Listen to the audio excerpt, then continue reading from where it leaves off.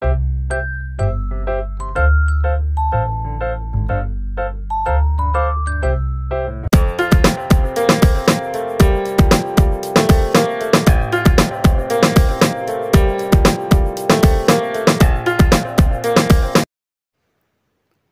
عليكم ورحمة الله وبركاته. ازيكم يا حبايبي في كل مكان؟ عاملين ايه؟ يا رب تكونوا بخير وصحة وعافية.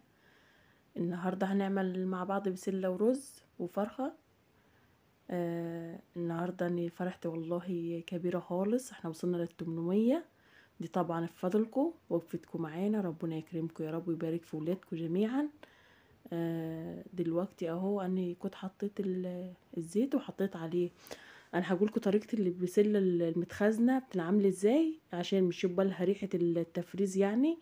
انت بتعملي بصله كده زي ما انتوا شايفين، بتدبليها الاول وبتنزلي عليها فصين توم بشوحيهم معاه يتحمروا بسيط كده، وبتنزلي عليها البسله من الفريزر على طول. دي بتحوش الريحه بتاعتها، وبتسيبيها خالص خالص قبل ما تحط عليها التخديعه، بتسيبيها اما بتشوح حلو في البصله بفص التوم اللي انت حطيتيه او فصين التوم. وبعد كده اما بنلاقي الميه بتاعتها نشفت خالص بننزل عليها بالصلصه زي ما انتوا شايفين اهو. ودلوقتي انا هعمل معاكم الرز. طبعا انتوا عارفين انا بعمل رز ازاي. طريقه سهله وبسيطه وبيطلع مفلفل وجميل. فالبسله بس زي ما انا قلت لكم كده المتخزنه، طبعا في ناس كتير مش بتعرف تعملها، بيبقى لها ريحه وبيبقى طعمها مش كويس يعني. فانصحكم تجربوا الطريقه دي وتقولوا رايكم في التعليقات، وان شاء الله هتعجبكم. مش تنسونا يا جماعه في اللايك، مش تنسونا في اللايك عشان نكبر بكم باذن الله، والاشتراك. ربنا يبارك في ولادكم يا رب. اهو زي ما انتوا شايفين معانا احنا دلوقتي الشعريه كانت اتحمرت ونزلنا عليها بالرز اهو الملح، وبنقلبه حلو كويس خالص خالص اهو. لازم نقلبه كويس، وهنحط الميه السخنه دلوقتي عليه. برضو مش هنكتر الجهد بتاعه عشان يبقى مفلفل وجميل كده اهو. هيحتاج شويه كمان، هجيبهم واحطهم عليه اهو زي ما انتوا شايفين معانا. هو كان محتاج شويه اهو. هنغطي عليه دلوقتي وهنشوف البسله ان كانت دلوقتي سيبتها اما تتسبك في بعضها في الصلصه اهو. بسم الله ما شاء الله اهو. كان طعمها يا جماعه تحفه خالص. طبعا كنت نزلت عليها بالبهارات، فلفل اسمر، كمون، واحده مرقه دجاج. حطيت برضو نص معلقه صغيره سكر، نص معلقه صغيره. ودلوقتي كان الرز في الوقت دي بيتشرب. انا هديه تقليبه بسيطه كده وهسيبه ما يكمل سواه اهو زي ما انتوا شايفين معانا. هي تقليبه واحده اهوت، وهغطي عليه ما يكمل السوا بتاعه اهو زي ما انتوا شايفين معانا. ودلوقتي هنعمل فرخه. احنا دلوقتي مش هنقطع الفرخه، لا هنحشيها.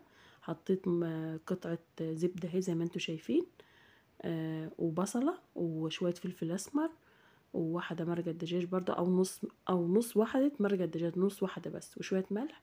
دي طبعا الفراخ اللي انا كنت منظفاها ومربيها في البيت، مش بشتريها من بره اهو زي ما انتوا شايفين اهو.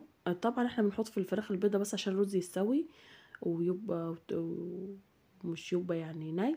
بتحط حاجات بسيطه بس في الوراكب كده، وشويه صغيره في بطنها عشان بس هي مش تلكميها خالص رز عشان تستوي. ان كترتي فيها رز مش هيستوي ومش هتبقى حلوه. انتي بس حاجه بسيطه كده في بطن الفرخه كده زي ما انتوا شايفين. ونزلت عليها طبعا بالبهارات، فلفل اسمر، شويه كمون، حبهان قرفه، ورق لورا، شويه ملح اهو، البصل والحبايه طماطم. دلوقتي في الوقت دي كانت البسله استوت خالص، نزلت عليها بحبايتين بطاطس مكعبات كبيره اهي زي ما انتوا شايفين. اللي مش عايز انا بعملها كده، ساعات بعملها كده يعني، وساعات برضو ايه مش بعملها قطع صغيره. بس انا قلت اكبرها شويه عشان كان في من الولاد عايزين بطاطس، فقلت استغل الوضع يعني اعمل دي ودي مع بعض. بس مش بتحطي البطاطس لما البسله بتستوي خالص، بتروحي نازله عليها بالايه بالبطاطس عشان بس الصلصه مش تبيض معاكي. وزي ما انا قلت لكم برضو الصلصه عايزينها تبقى لونها كويس، بتحطوا قطعه بنجر صغيره مكعب كده معاها وهي بتنفرم. طبعا مش بتغير لون الطبيخ ولا طعمه، مش بتغير طعمه قصدي. وبيبقى لونه حلو خالص واحمر وحلو. في الوقت دي انا كنت بقلب الرز اهو، هو استوى معانا وكان جميل خالص ومفلفل اهو اهو. وقلنا رايكم، كانت الفرخه استوت وطلعتها وغرفت اهو. قلنا رايكم في التعليقات. طبعا ان كان الاكل دي كانوا صايمين، طبعا انا بسجله النهارده وهو هينزلكم بكره، بس هما كانوا صايمين. فاني الاكل دي عملته لهم المغرب اهو زي ما انتم شايفين.